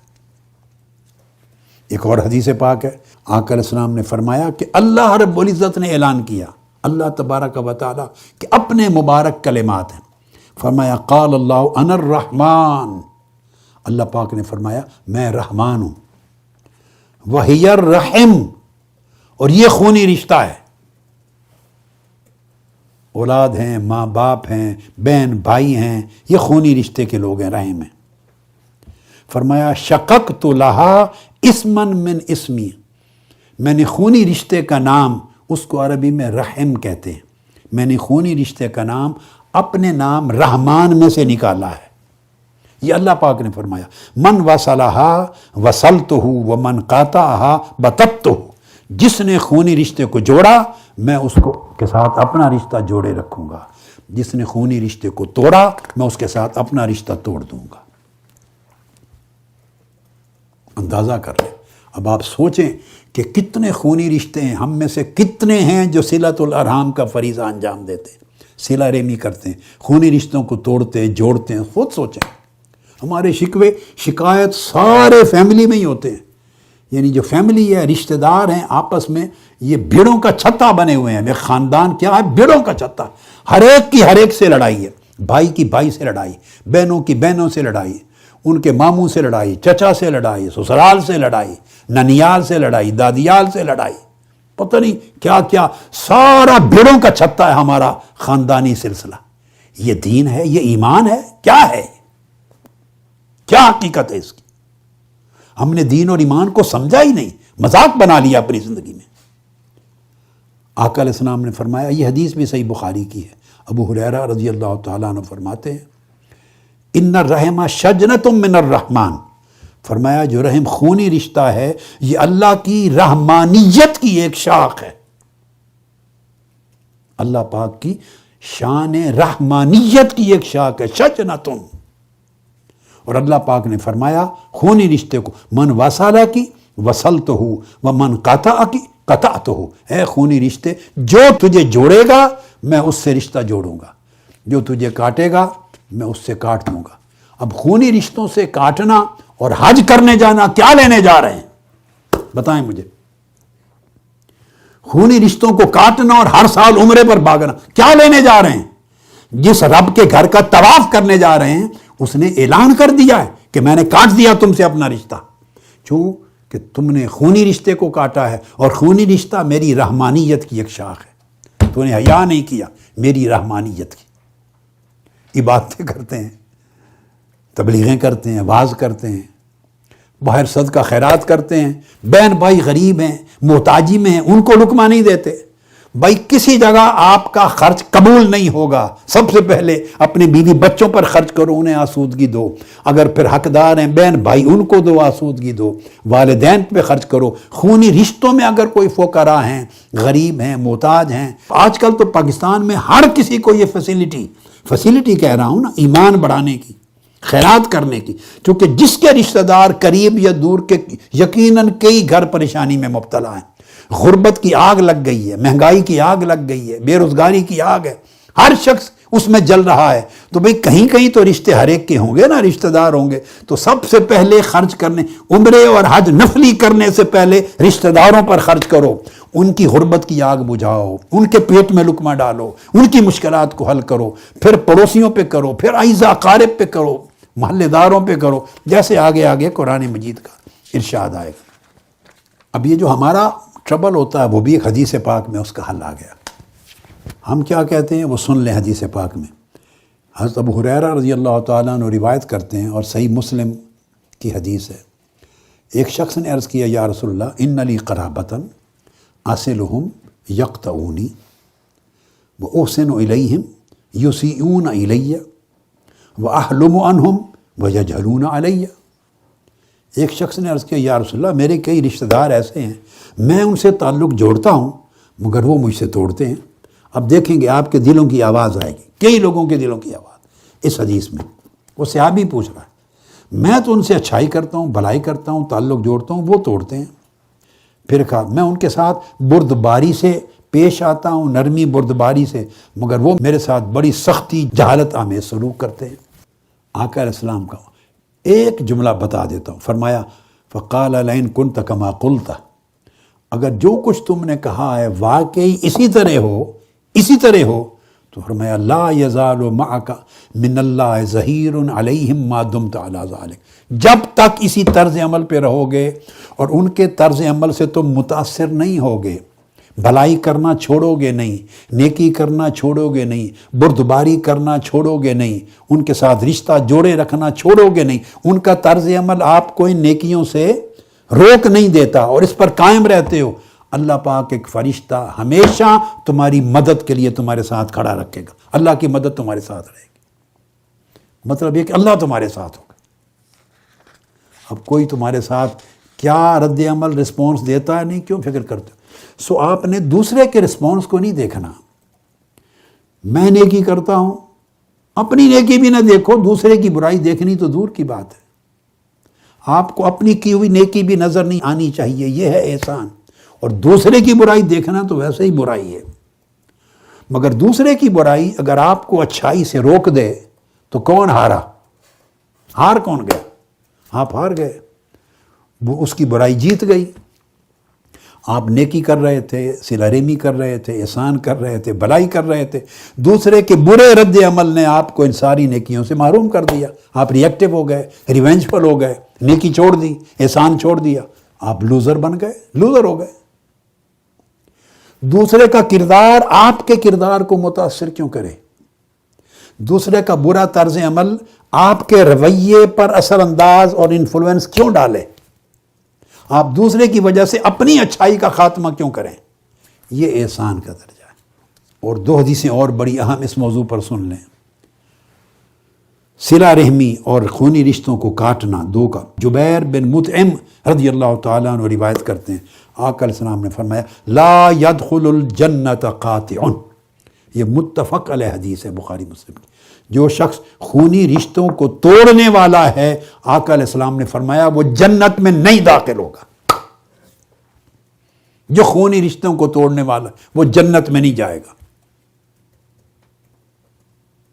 اب اس کے بعد کیا ضرورت ہے کسی مفتی صاحب کے پاس جا کے فتویٰ لینے کی؟ آقا علیہ السلام سے بڑا بھی فتویٰ کسی کا کائنات میں ہوگا؟ پھر پوچھتے ہیں کہ رشتہ دار ایسا کرتے ہیں، میں ایسا کرتا ہوں، میں کیا کروں؟ کیا ضرورت ہے پوچھنے کی؟ آقا علیہ السلام نے فرمایا جو خونی رشتوں کو توڑتا ہے وہ جنت میں نہیں جائے گا۔ اس سے بڑا کوئی فتویٰ نہیں ہے۔ اپنی اصلاح کریں، فتویٰ آ چکا ہے، فیصلہ آ چکا ہے، حکم آ چکا ہے، اس کو نافذ کرنا ہماری ذمہ داری۔ اگر منہاج القرآن کے رفقا یہ نہیں کریں گے، ہمارے وابستگان نہیں کریں گے، اور ہمارے بچے بچیاں اور وہ خاندان جو جڑے ہوئے ہیں، جو اپنا تعلق میرے ساتھ رکھتے ہیں، وہ نہیں کریں گے تو اور کون کرے گا؟ آپ نے یہ چراغ لے کر اندھیروں کو بھگانا ہے، ہر طرف روشنی کرنی ہے۔ خود اس کا پیکر بنیں گے تو روشنی ہوگی۔ اور اسی کی ایک بڑی خوبصورت چیز آقا علیہ السلام نے فرمائی، عبداللہ ابن عمر رضی اللہ تعالیٰ عنہ روایت کرتے ہیں، ایسے لوگ ماں باپ وفات پا گئے، آقا علیہ السلام نے فرمایا قال ابر البر ان یصل الرجل ود ابی، ماں باپ کی جن جن لوگوں کے ساتھ محبت تھی، والدین کی جن جن لوگوں کے ساتھ محبت تھی، اس مودت اور محبت کو نبھائے رکھنا، جاری رکھنا، کنٹینیو کرنا، ایون والدین کی وفات کے بعد بھی، فرمایا سب سے بڑی نیکی ہے۔ اندازہ کر، آقا السلام کا فرمانا ابر البر سب سے بڑی نیکی ہے۔ ماں باپ جن سے پیار کرتے تھے، تمہارا ان کے بعد بھی پیار رہے، تعلق رہے، آنا جانا رہے، خیریت پوچھنا رہے، تعلق نہ توڑے۔ یہ نہیں کہ وہ میرے والدین کے ساتھ تعلق تھا، ہاں میرے پاپا کے بہت دوست تھے، میرے ابو جان کے دوست تھے، کبھی آپ ملے نہیں ملے، زندگی گزر گئی، شکل ہی نہیں دیکھی۔ پھر یہ جو مودت ہے والدین کی، اس کو بھول جانا، آقا علیہ السلام نے فرمایا نیکی سے محرومی ہے۔ اور سب سے بڑی نیکی ہے اولاد کے لیے کہ والدین کی مودت کو جاری رکھے، جہاں جہاں ان کی محبتیں تھیں، تعلق تھا، اس حیا کو جاری رکھے۔ یہ 3 دائرے ہوئے احسان کے، ان پر زور دینا چاہتا تھا فوکس، کیونکہ ان میں ٹیسٹ اور ٹرائل زیادہ ہیں، باقی دائرے آسان ہیں۔ چوتھا دائرہ جو احسان کا ہے وہ تمام معاشرے کے طبقات کے ساتھ بھلائی اور احسان، تمام طبقات کے ساتھ، irrespective of the fact، کوئی کمزور ہے، طاقتور ہے، قریبی ہے، بعیدی ہے، سب کے ساتھ بھلائی۔ اس کا ذکر قرآن مجید کی آیت کریمہ میں آ گیا، اکٹھا ایک ہی مقام پر آ گیا۔ وَبِذِی الْقُرْبَىٰ کے بعد وَالْیَتَامَىٰ، یتیم ہیں، وَالْمَسَاکِین، مسکین اور محتاج لوگ ہیں۔ تو یہ دونوں طبقے معاشرے کے کمزور طبقات کا سمبل ہیں۔ جو یتیم ہوتے ہیں ان کے ماں باپ نہیں رہتے، مساکین، محتاج، ضرورت مند، حاجت مند ہیں، کمزور ہیں، تو ان دو کو اس کے بعد یہ چوتھے دائرے میں پہلے نمبر پہ رکھ، پھر ان کا خیال رکھیں، اپنے وسائل ان پہ خرچ کریں، ان کو سہولت مہیا کریں، ان کے بنیادی تقاضے پورے نہیں ہو رہے، اپنا مال خرچ کر کے وہ پورے کریں، ان کی حاجت روائی کریں، ان کو مشکلات سے نکالیں۔ یہ سب سے بڑی نیکی، سب سے بڑا احسان ہے۔ اب اس کو کیٹیگرائز کر رہا ہوں، اس میں 7 قسمیں بیان کی، 7 ان طبقات میں۔ ایک طبقہ یتامہ کا آ گیا، دوسرا مساکین کا، پوری سوسائٹی میں جو غریب، محتاج، معاشی طور پہ کمزور۔ آج کل مساکین کا عدد بہت بڑھ گیا، ڈیپینڈ کرتا ہے آپ کے پاس کتنے وسائل ہیں، مگر فرائض میں سے ہے۔ اس کے بعد اگلی کیٹیگری ہے والجار ذی القربہ، آپ کے ایسے ہمسائے جو بہت قریبی ہمسائے ہیں، یعنی نیکسٹ ڈور نیبرز ہیں، دائیں اور بائیں گھر والے بالکل متصل، وہ والجار ذی القربہ، یعنی اس لیے کہ ان کے 2 حق ہیں۔ ایک حق ہے ان کا جار ہونا کہ آپ کے پڑوسی ہیں، القربہ، اور ایک بڑا قریب گھر ہے ان کی، ایک پڑوسی ہونا اور ایک قرابت۔ یہ قرابت رشتہ داری کی قرابت بھی ہو سکتی ہے اور مکانی قرابت بھی، بالکل گھر جڑا ہوا نیکسٹ ڈور ہے۔ کسی نے سیدنا امام زین العابدین سے پوچھا کہ یہ پڑوس کی تعریف کیا ہے؟ آپ نے فرمایا 40 گھر دائیں، 40 گھر بائیں، 40 گھر آگے، 40 گھر پیچھے۔ تو جتنا جس کا احسان میں درجہ اور مرتبہ ہے اتنا اس کا دائرہ وسیع ہوتا چلا جاتا ہے، مگر کم سے کم جو نیکسٹ ڈور 1-2 لیولز ہیں، دائیں بائیں آگے پیچھے، وہ والجار ذی القربہ، ان کے ساتھ بھلائی اور احسان، انہیں تکلیف نہ پہنچے۔ پھر والجار الجنب، اس کے بعد فرمایا اجنبی پڑوسی۔ اس اجنبی پڑوسی میں تھوڑے دور کا پڑوس آ جاتا ہے، نیبرہڈ میں محلے والے جو بالکل متصل آپ کے نیکسٹ ڈور نہیں، مگر محلے والے، دوسرے محلے والے، تیسری چوتھی گلی تک۔ تو یہ اللہ رب العزت نے والجار الجنب کہہ کر، اجنبی پڑوس کا لفظ بول کر محلے داروں تک بات کو پھیلا دیا۔ جیسے جیسے آپ الاقرب فالاقرب، جو سب سے قریب ہے اس کا حق قریب ہے، جب وہ ادا کرتے جائیں گے تو سٹیپ بائی سٹیپ، اگر آپ کے پاس وسعت اور استعداد اور صلاحیت اللہ پاک کی نعمت ہے تو آگے آگے بڑھتا جائے گا، آپ کے حق آگے بڑھیں گے، ذمہ داری بڑھتی جائے گی۔ پھر فرمایا والصاحب بالجنب، اور پھر وہ شخص جو آپ کا کولیگ ہے، جو دفتر میں آپ کے ساتھ کام کرتا ہے، کلاس فیلو ہے، آپ کا جاب میں اکٹھا کام کرتا ہے، آپ کے ساتھ اس کی دوستی ہے، تنظیم میں اکٹھا، والصاحب بالجنب، تمام مشن اور تنظیم کے لوگ یہ اصحاب الجنب ہیں، یعنی یہ ہم مجلس ہیں، اکٹھے میٹنگ کرتے ہیں، اکٹھے مشورے کرتے ہیں، اکٹھا پلان کرتے ہیں، اکٹھا سفر کرتے ہیں۔ ویمن لیگ ہے، میری بیٹیاں ہیں، میناج سسٹرز ہیں، یورپ میں، انگلینڈ میں سفر کرتی ہیں بیٹیاں، ویسٹرن ورلڈ میں گاڑیوں پر سفر کرتی ہیں، آج الہدایہ پہ جا رہے ہیں، آج تزکیہ پہ جا رہے ہیں، آج رحلہ پہ جا رہے ہیں، آج تربیہ پہ جا رہے ہیں، سفر کرتے ہیں، مل کے میٹنگ کرتے ہیں، یورپ میں، انگلینڈ میں، ویسٹرن ورلڈ میں، پاکستان میں، بنگلہ دیش میں، انڈیا میں، مشرق وسطیٰ میں، جاپان سے آسٹریلیا تک لوگ آپس میں تنظیمی اجلاس کرتے ہیں، ملائیشیا، انڈونیشیا، یعنی تائیوان، ہر طرف پوری دنیا میں، ساؤتھ کوریا، ہر ملک میں، افریقہ تک میٹنگ کرتے ہیں۔ یہ جب میٹنگ کرتے ہیں ایک تنظیم میں، ایک جماعت میں اکٹھا کام کرتے ہیں، آپ سارے جڑ گئے الصاحب بالجنب کے طریق سے، ایک دوسرے پر حقوق احسان پیدا ہو گئے، نرم بات کرنی ہے، نصیحت کی بات کرنی، پیار کی بات کرنی، ادب اور احترام کی بات کرنی، ایک دوسرے کا حیا کرنا، کوئی غصہ کر لے چھپ کر جانا، ناراضگی کر لے عفو درگزر کر دینا، ریونج نہیں لینا، انتقام نہیں لینا، غصے کا جواب غصے سے نہیں دینا، شکوہ شکایت نہیں کرنا، چغلی نہیں کرنی، اصلاح کی کوشش کرنی ہے، یہ سارے حقوق جنم لے لیتے ہیں احسان کے اندر۔ پھر آگے فرمایا وابن السبیل، حتیٰ کہ جن کے ساتھ ایسا اکٹھا بیٹھ کے میٹ کرنا، کولیگز ہونے کا بھی تعلق نہیں، ایک تنظیمی رشتہ بھی نہیں، جماعتی رشتہ بھی نہیں، ہم تو وہ بھی توڑتے ہیں، خود سوچنا ہوگا گریبانوں میں جھانک کر، ایک دوسرے کے ساتھ ہمارے رشتے کیسے ہیں۔ اللہ پاک نے فرمایا حتیٰ کہ مسافر سے اگر آپ نے 2 لمحے گزار لیے اکٹھے تو اس کے بھی حقوق ہو گئے آپ کے پاس، اور اگر اکٹھا سفر نہیں بھی کیا تو مسافر اجنبی ہے آپ کے پاس آ گیا، اس کا بھی حق ہے۔ تو احسان ہر شخص کے تعلق میں قائم ہے، اس سے بڑھ کر وما ملکت ایمانکم، اور جو آپ کے ملک یمین میں ہے، آپ کی ملکیت میں ہے۔ اب آج کے زمانے میں خدمت گزار لوگ جو آپ کا کام کرتے ہیں، آپ کے جاب پر ہیں، آپ کے ماتحت ہیں، آپ کے گھروں میں خدمت انجام دیتے ہیں، وہ سارے اس چیز پر آ جاتے ہیں۔ یہ تمام طبقات معاشرے کے اللہ رب العزت نے احسان کے اس چوتھے دائرے میں درج کر دی۔ پھر جو پانچواں دائرہ ہے اس میں جمی علاقات انسانیت آ گئے۔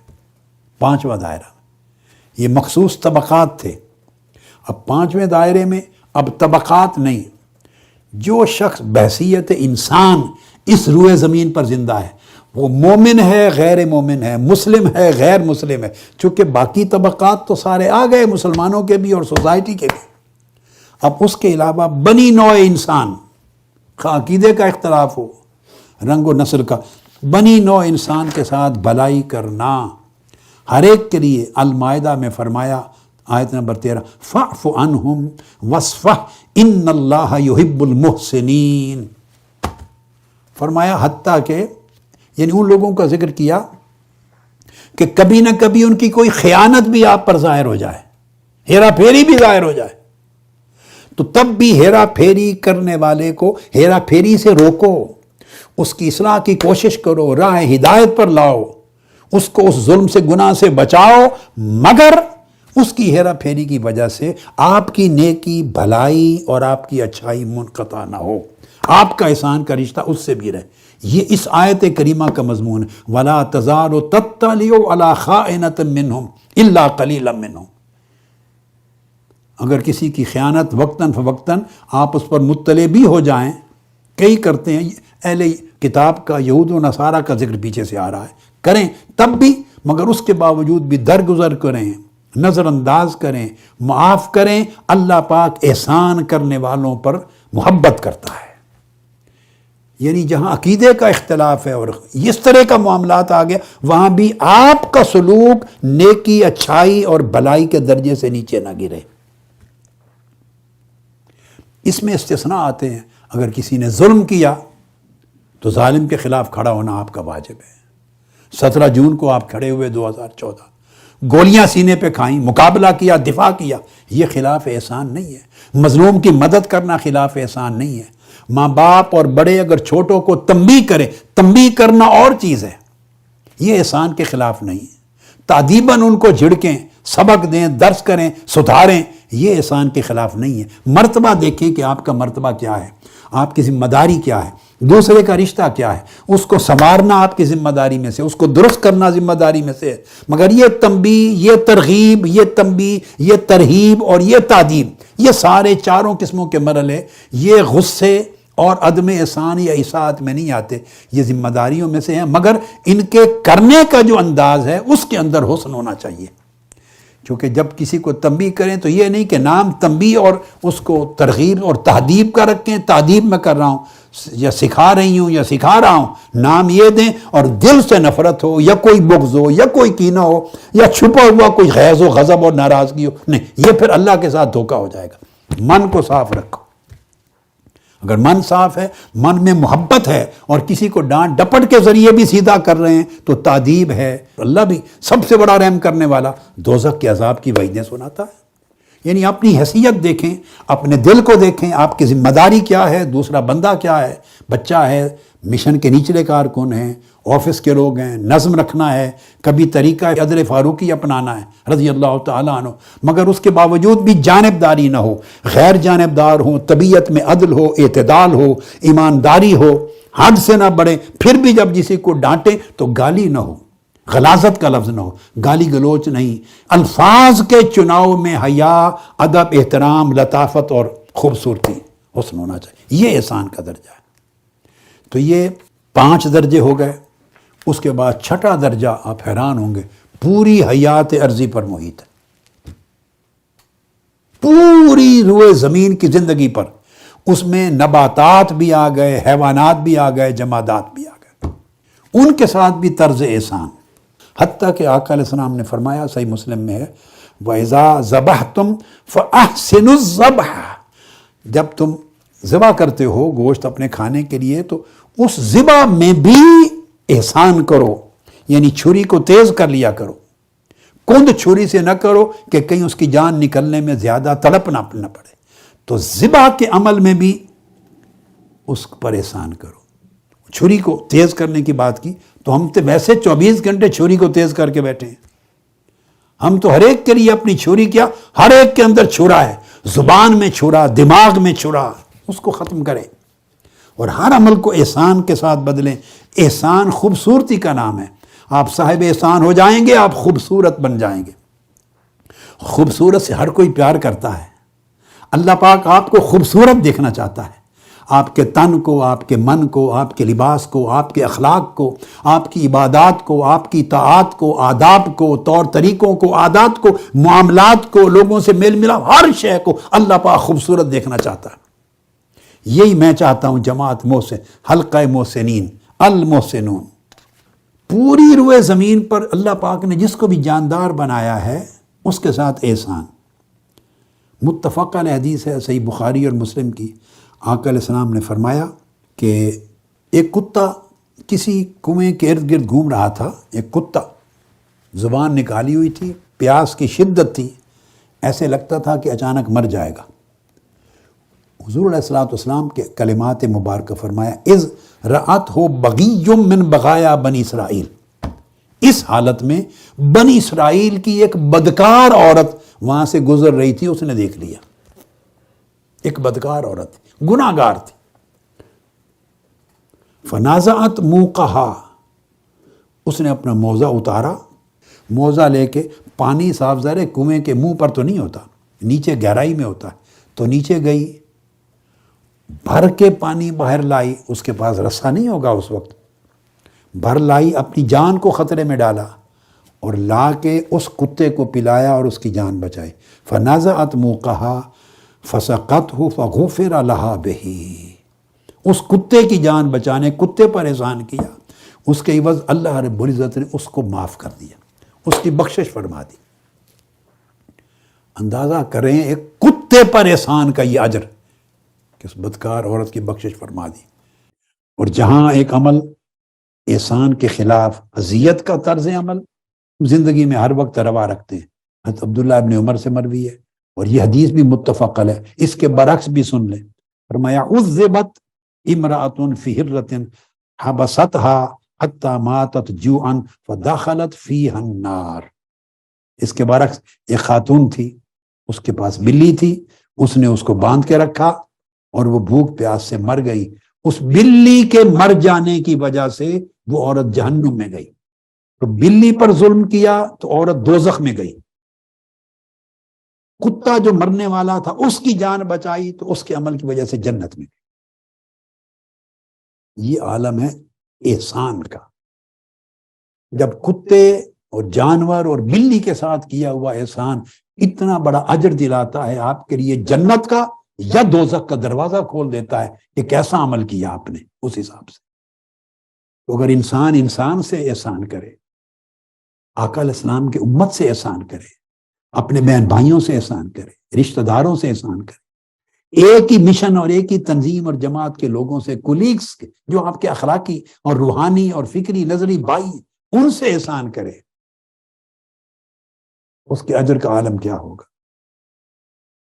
اس احسان کے عمل سے جو تمام اجتماعی تعلقات قائم ہوتے ہیں، اس احسان کے عمل سے۔ اب اس احسان جس کے لیے میں نے آپ کو کہا کہ آپ عزم کریں، نام لکھوائیں اور ایک اس حلقہ محسنین میں شامل ہوں، اس کے لیے ایفرٹ کرنی پڑے گی۔ احسان کی راہ میں رکاوٹ بہت سے اسباب ہیں، سوسائٹی میں طبیعتیں ہیں، مزاج ہیں، مکس نہیں کرنا نیتوں کو، نیت کو خالص کرنا ہے۔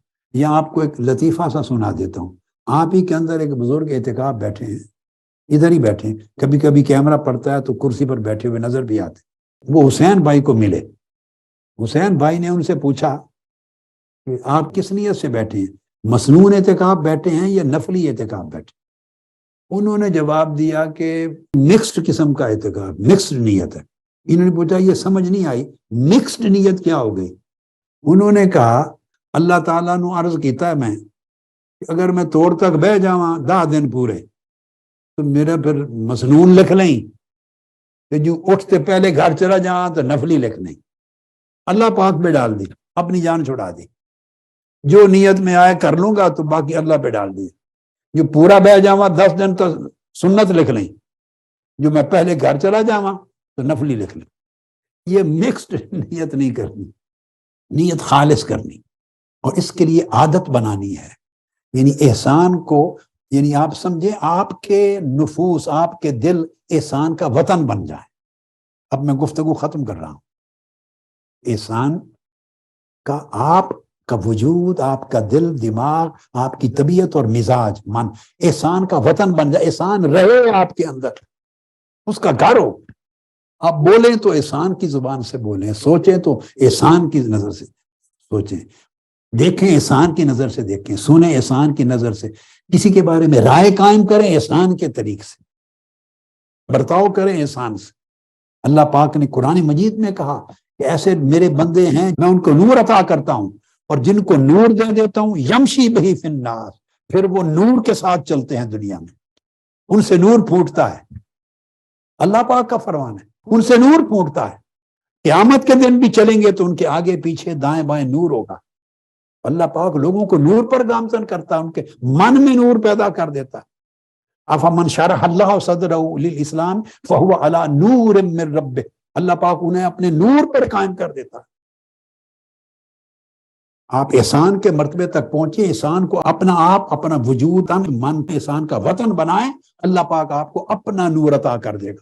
اس نور میں چلیں گے، جدھر جائیں گے نور بکھیریں گے، روشنیاں بکھیریں گے.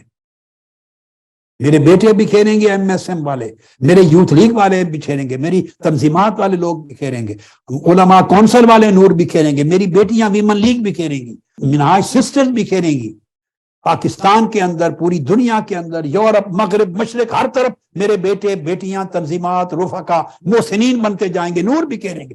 میں چاہتا ہوں دنیا کی اندھیری رات آپ کے نور سے روشنی میں بدل جائے، آپ کے کردار کے نور سے، آپ کے اخلاق کے نور سے، آپ کی پیشانیوں پر نور چمکے، عبادت کریں اللہ کی، نجاست نکل جائے، نافرمانی نکل جائے، معصیت نکل جائے، آپ کے اندر خیر ہو، طاعت ہو، تقویٰ ہو، اللہ کی محبت ہو، اس کی معرفت ہو، اللہ سے جڑے ہوئے ہوں. خدا کہے یہ میرا بندہ خونی رشتوں کو جوڑتا ہے، یہ میرا بندہ مخلوق سے رشتہ جوڑتا ہے، یہ میرا بندہ دین سے جڑا رہتا ہے، یہ میرا بندہ مجھ سے جڑا رہتا ہے، یہ میرا بندہ ہر ایک سے احسان کے ساتھ جڑتا ہے.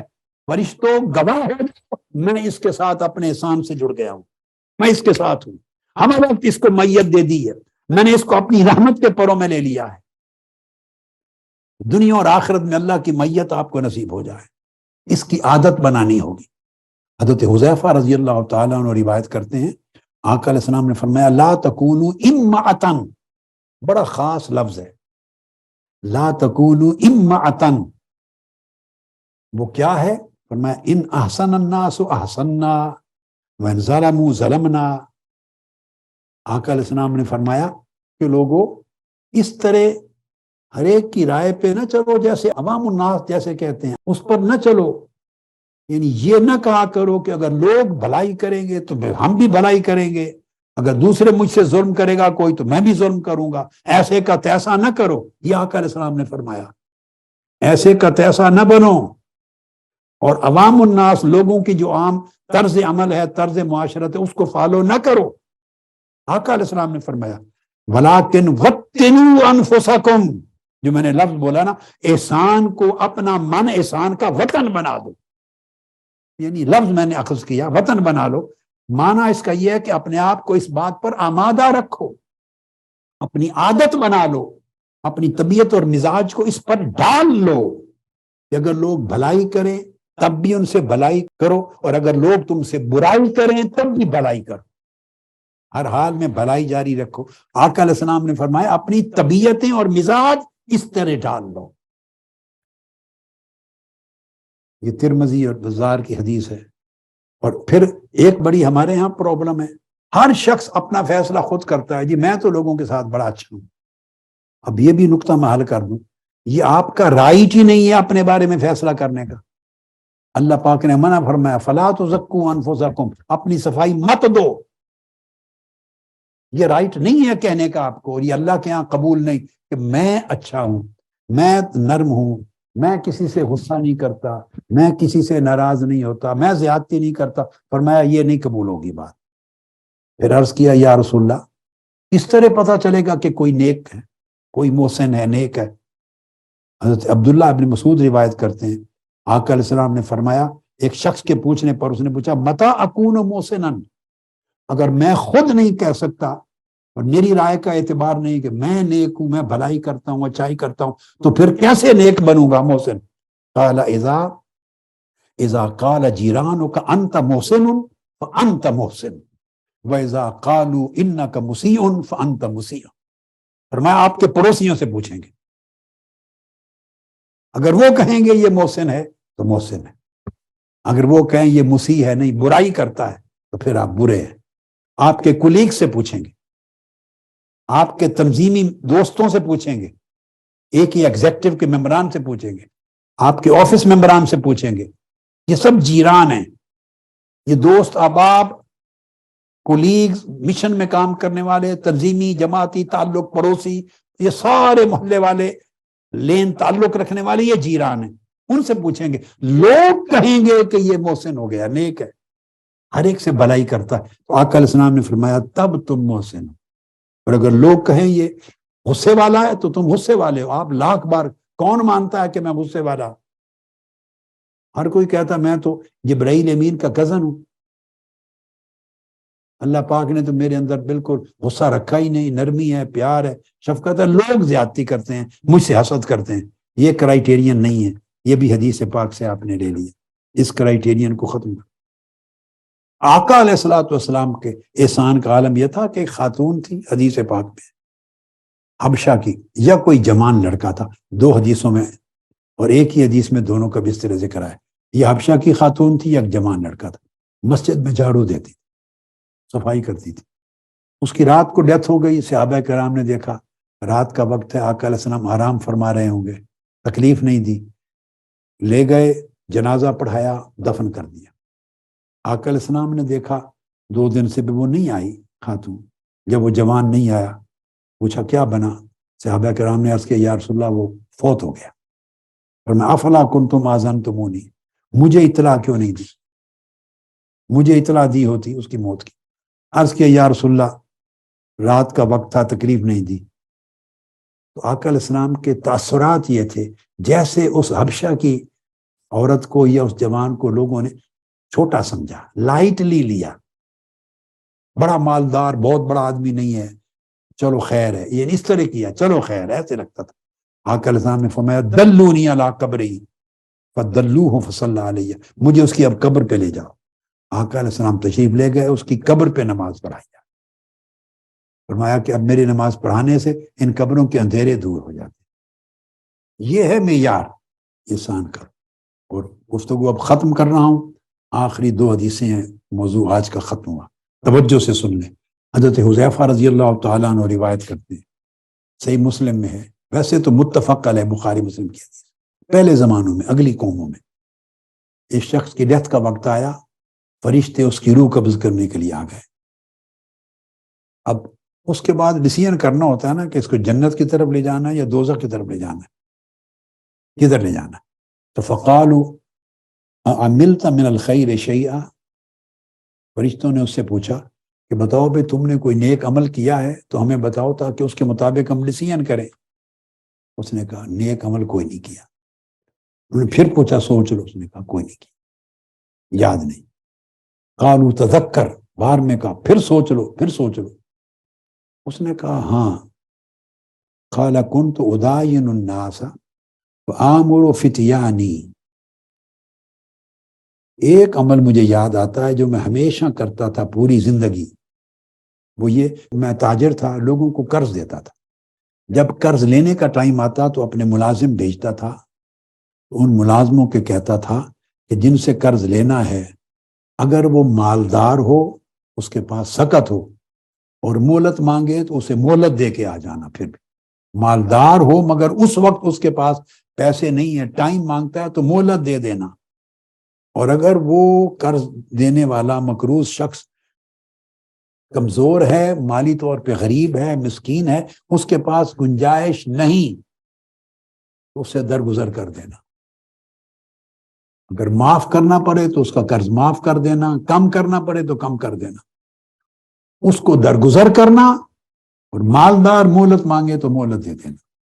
فرشتوں نے یہ اس کا عمل اللہ رب العزت کی بارگاہ میں عرض کیا، کہ باری تعالیٰ یہ کہتا ہے قال اللہ تعالیٰ تجوزوا عنہ، جب میرے بندوں سے بندہ ہو کر میرے بندوں سے درگزر کرتا تھا تو میں بھی درگزر کروں گا، معاف کر دو اس کو۔ یہ ہے احسان کا طرز عمل اور یہ اس کا اجر اللہ کی بارگاہ میں، آپ کی پوری زندگی کو سنوار دے گا احسان کا طرز، اور اللہ کے حضور مواخذے اور گرفت سے بچ جائیں گے، تھوڑے نیک عملوں کا ثواب اجر زیادہ ہو جائے گا، اور چھوٹے بڑے کئی گناہ ان کے لیے یہ توبہ بن جائے گا۔ آقا علیہ السلام نے فرمایا، آخری مضمون جو ہے حدیث کی، حضرت ابو ہریرہ رضی اللہ تعالی عنہ کو نصیحت فرمائی، فرمایا یا ابا ہریرہ کن ورعن تکن اعبد الناس، تو پرہیزگار بن جا، یعنی حلال حرام کا فرق قائم رکھ، جائز ناجائز کا فرق قائم رکھ، ہر عمل میں اٹھتے بیٹھتے کھاتے پیتے تعلق میں اللہ کی رضا اور اس کی ناراضگی کے فرق کو نگاہ میں رکھ۔ اگر یہ تقوی اپنی زندگی میں تو قائم کر لے، تکن اعبد الناس، لوگوں میں سب سے بڑا عبادت گزار بن جائے گا۔ یہ معیار عبادت گزاری کا ہے۔ پھر فرمایا وَكُنْ قَانِعًا تَكُنْ أَشْكَرَ النَّاسِ، تھوڑا بھی ملے تو قناعت کرنے والا بن جا، صبر اور قناعت کر، تو لوگوں میں سب سے بڑا شکر گزار ہو جائے گا، اور شکر گزار ہوگا تو اللہ کی نعمتیں بڑھیں گی تم پر۔ وَحِبَّ لِلنَّاسِ مَا تُحِبُّ لِنَفْسِكَ تَكُنْ مُؤْمِنًا، جو اپنی ذات کے لیے پسند کرتے ہو وہی اوروں کے لیے وہی پسند کیا کرو۔ اگر یہ سوچ دل میں پیدا کر لو تو تم سچے مومن بن جاؤ گے۔ جو اپنے لیے چاہتے ہو وہی دوسروں کے لیے چاہنے لگو تو سچے مومن بن جاؤ گے۔ وَأَحْسِنْ جِوَارَ مَنْ جَاوَرَكَ تَكُنْ مُسْلِمًا، اور جو تمہارا ہمسایہ ہے اس کا جو تعلق پڑوس کا نیبرہڈ کا ریلیشن شپ ہے، اس کے اس تعلق کو احسان کے ساتھ نبھایا کر سچے مسلمان بن جاؤ گے۔ ہر تعلق کو اگر احسان کے ساتھ نبھاؤ تو سچے مسلمان بن جاؤ۔ یہ مضمون احسان کا آج 2 دن کے بیان سے جتنے ضروری ایسپیکٹ تھے وہ میں نے مکمل کیا، اور اب آپ پر میں نے چھوڑا، اپنی خواہش بتا دی، اپنے اپنے حلقوں میں رجسٹر لے لیں، اور باہر کی پوری دنیا میں مشرق سے مغرب تک جو سننے والے رفقا بار بار سنیں وہ اپنے نام درج کریں اور آغاز کر دیں اس عزم کا۔ میں اس ٹرائل میں نہیں ڈالتا کہ کوئی محسن میں نام لکھوا دے اور کل کسی کے ساتھ سر پھٹول ہوا کھڑا ہو اور گتھم گتھا ہو جائے اور ناراضگی ہو جائے، اور کوئی اس کی شکایت کرے وہ اس کی شکایت کرے، غصہ کنٹرول نہ کر سکے۔ ایسے ٹرائل میں نہیں ڈالتا، اس راہ پہ ڈالتا ہوں۔ راہ پر لکھوا لیں، 3 مہینے 6 مہینے 9 مہینے سے سال تک آپ کا اسیسمنٹ ایک سسٹم جو بنے گا کرتے رہیں گے، مگر اس عرصے میں جو کنفرم ہوتا جائے گا وہ درجہ محسنین میں اس کا نام، حلقہ درجہ تو اللہ کی ذات دینے والی ہے، ہم حلقہ کہیں گے، حلقہ محسنین میں اس کا نام آئے گا، اور اللہ کے حضور التجا کریں گے کہ وہ قیامت کے دن بھی ان کو محسنین کے درجے میں شمار کرے اور کھڑا کرے اپنی بارگاہ میں، اور بغیر حساب و کتاب کے اپنے رضوان کی جنتوں میں داخل فرمائے۔ اللہ پاک اپنا فضل کرے، سلامت رکھے آپ کو۔ والسلام علیکم ورحمۃ اللہ وبرکاتہ۔